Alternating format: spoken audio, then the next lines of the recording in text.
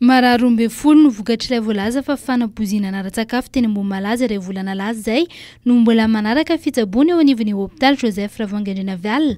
Raha ny tatitra azo teo anivon'ny Ministeran'ny Fahasalamam-bahoaka tamin'ny 4 hariva teo, ny roa amin'ireo mbola misy fahasarotana saingy efa ahitana fivoarana ito am-pahasalamany. 10 tamin'ireo 15 nanaraka fitsaboana teto anivon'ity hôpitaly ity kosa no efa sitrana ka afaka namonjy fodiana tao anatin'izay fotoana izay raha toa ka misy 20 ireo olona nendosany fahafatesana. Mbola hodinina raha hoavaozana anatsiny fifanarahana amin'ny Thierry de Bailleul amin'ny mahatale jeneralin'ny Madagascar Hélène Sazy raha ny voalazan'ny Valérie Ramonjavelo, ministry ny fitaterana sy ny famantarana ny toetry ny andro omaly Tetsivandry ny volana Desambra 2024 no nanaoso ny fifanarahana hitantana ny orinasa Madagascar Airlines mandritry ny rotoany Thierry de Bailleul.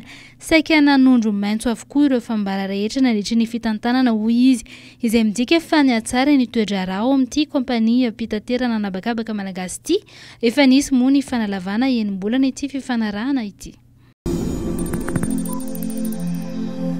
Nosokafana omaly alatsinainy ny foibe mpibaikona mikasika ny fivoriana tampon'ny vondrombarotra sy ny fampandrosoana aty atsimon'ny Afrika na ny SADC izay napetraka ao amin'ny kianjan'ny Barea Mamasina. Ao no iangany ny fandrindrana rehetra ny fanomanana sy ny fandraisana ny hetsika izay hanomboka ny 3 ka hatramin'ny 12 aogositra izao. Ity foibe mpibaikona ity dia ampivondrona ireo hery rehetra voakasika amin'ny fikarakarana sy fandraisana ny hetsika. Vola manodidina ny 4 tapitrisa dolara no entin'ny fanondranana rofia eto Madagasikara. Mahatratra 7 alina taonina isa-taona izany raha ny tarehimarika navoakan'ny Ministeran'ny Tontolo Iainana sy ny Fampandrosoana Lovainjafy. Ny 700 isanjato amin'ireo anefa dia vokatra mbola tsy voahodina avokoa, nefa afaka mitombo 3 hatramin'ny 5,000 izany vola ny sandara toe-karena entin'ny sehatra ny rofia ity raha vokatra voahodina no ahondrana. Nodinina omaly ny fomba fanatsarana sy fanomezan-danja ny roa mpiariana rofia eto Madagasikara.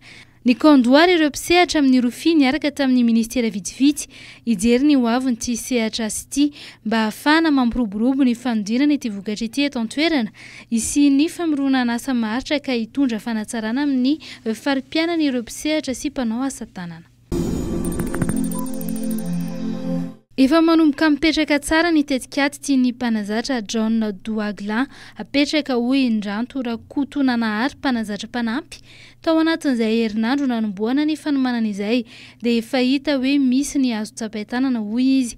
Ny lasy mpanazatra ny ambitory ity fa sady mampiditra ny hevitra tiany hitondrana ny ankoay, i John Douaglan no mandray ihany koa izay avy amin'ny mpilalao ka vao maika manatsara ny endriky ny lalao nasehon'ny mpilalao izany.